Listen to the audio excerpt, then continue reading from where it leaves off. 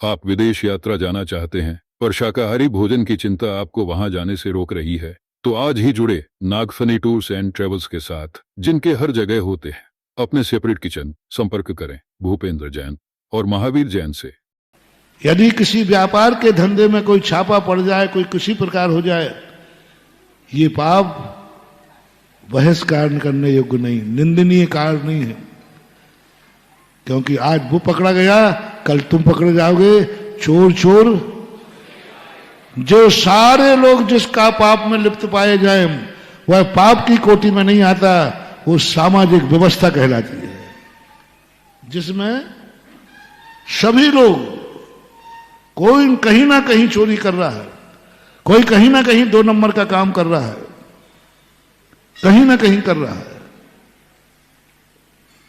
Master कर रहा है कोचिंग पढ़ा के 2 नंबर का काम, सरकारी डॉक्टर कर रहा है निजी हॉस्पिटल खोल के 2 नंबर का काम कर रहा है। 2 नंबर का कि नहीं? वो नौकर किसका है? सरकारी मास्टर है, और कोचिंग 2 नंबर का काम कर रहा है। कौन व्यक्ति है जो 2 नंबर का काम नहीं कर रहा है?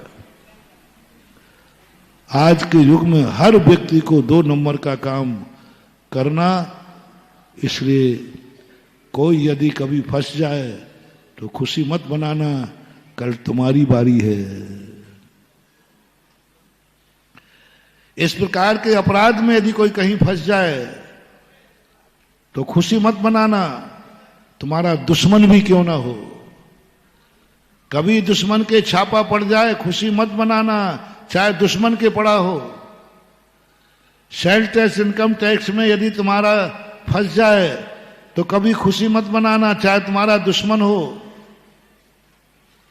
व्यापार की आदि क्रियाओं में फंस जाए, कभी खुशी मत मनाना, चाहे दुश्मन हो। और तुमने खुशी मनाई नहीं तो निश्चित नोट कर लेना, कल तुम्हारी बारी है।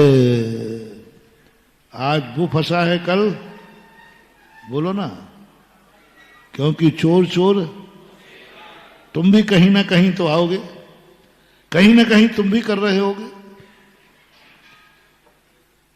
जे कार्य, जो अपराध सभी की जिंदगी में होना संभावित है,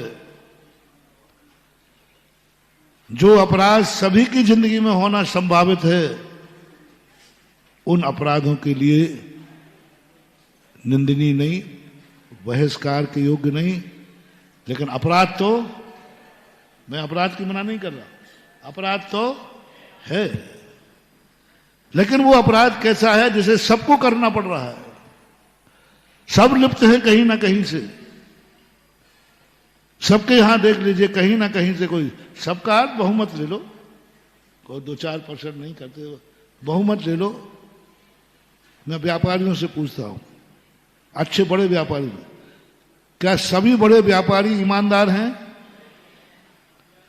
ईमानदारी से 100% टैक्स भरते हैं? बड़े से पूछा, छोटों से नहीं। अब कोई पकड़ा गया है और तुमने खुशी मना ली तो कल बेटा तुम पकड़े जाओगे। और वो पकड़ा गया है, अब तुम्हें बरी रहना है। हम चोरों को बरी कैसे किया जाता वो भी सिखा देते हो। महाराज पाप करने के बाद भी बरी, हाँ एक तरीका है, बता दो। हाँ महाराज बता दो, वही पूछना है। 4 महीने के प्रवचनों में सबसे बढ़िया प्रवचन वही माना जाएगा। जब जो अपराध तुम भी कर रहे हो, वो भी कर रहे हो, और यदि तुम्हारा कोई साथी, तुम्हारा समाज का व्यक्ति पकड़ा जाए तो खुशी नहीं, दुख बना लेना, जाओ तुम बचे रह जाओगे, क्योंकि तुमने दुख बना लिया दूसरे के। दूसरे व्यक्ति के पकड़े जाने पर तुमने दुख मना लिया, अब तुम नहीं पकड़े जाओगे, क्योंकि तुमने, और नहीं मनाया तो तुम जिस दिन पकड़े जाओगे तो दुखी होना पड़ेगा। दुखी तो होना ही है, चाहे अपने पकड़े जाने पर दुखी हो, चाहे दूसरे के पकड़े जाने पर दुखी हो। कर्म कहता है तुम्हें दुखी होना है, कर्म कहता है तुम्हें दुखी होना है। अब दूसरे के दुख को देखकर दुखी हो जाओ या स्वयं के दुख को देखकर दुखी हो जाओ, दोनों में ठीक क्या है?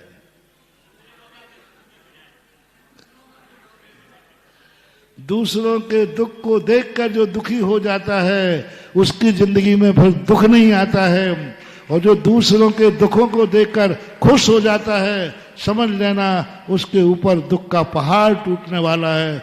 मोटिवेशन। रिपीट करूं, जो दूसरों के दुख को देखकर दुखी हो जाता है वो, बोलो, उसके स्वयं के ऊपर कभी दुख नहीं आते। और जो दूसरों के दुखों को देखकर खुशी मनाता है, अच्छा रहा बेटा फंस गया, तो नियम से पत्थर की लकीर समझना महानुभाव। अच्छा रहा बेटा फंस गया, मजा आ गया, मिठाइयां बांटो, निश्चित समझना पत्थर की लकीर, वो दुख का पहाड़ तुम्हारी जिंदगी में टूटने ही वाला है, थोड़े देर एक है। आज पड़ोसी की आग देख करके जो खुश हो रहा है, मत हो रे खुश, पड़ोसी के बाद तेरा नंबर है।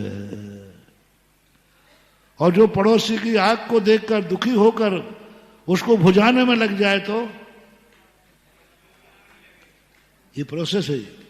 पड़ोसी की दुकान में आग लगी, अब हम क्या करें? लगी तो लगी, मरे तो मरे। नहीं, नीति कहती, धर्म नहीं कह रहा हूं मैं, अभी नीति कह रहा हूं। नीति कहती है उठो बैठो मत, पड़ोसी की आग बुझाओ। बोले मैं क्यों बुझाऊं पड़ोसी की, दुश्मन है मेरा। तो भी नीति कहती जाओ बुझा दे, बुझा दे, अन्यथा आग है ये, पड़ोसी का आग बन घर जलने के बाद। तो पड़ोसी की आग इसलिए नहीं बुझाना है कि वो मेरा कोई है, पड़ोसी की आग इसलिए बुझाना है कि इसकी आग बुझ जाएगी तो मेरा घर बच जाएगा। मैंने धार्मिक दृष्टि नहीं बता रहा हूं आज, इसलिए बुझाओ कि मेरा घर बच जाएगा, ये सिद्धांत है।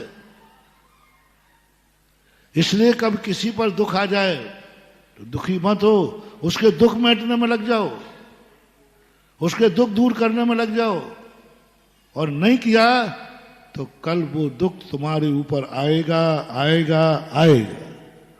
कर्म सिद्धांत है, दूसरे के दुख पर हंसने वालों को कभी कर्म माफ नहीं करता, दूसरों के आंसुओं पर खुशी मनाने वालों को कर्म कभी, रिपीट कर रहा हूं, दूसरों के दुख, किसी के ऊपर दुख का पहाड़ टूटा हो और दुखी व्यक्ति को देखकर खुश मनाने वाले निधत्त निकाचित कर्म का बंध होगा।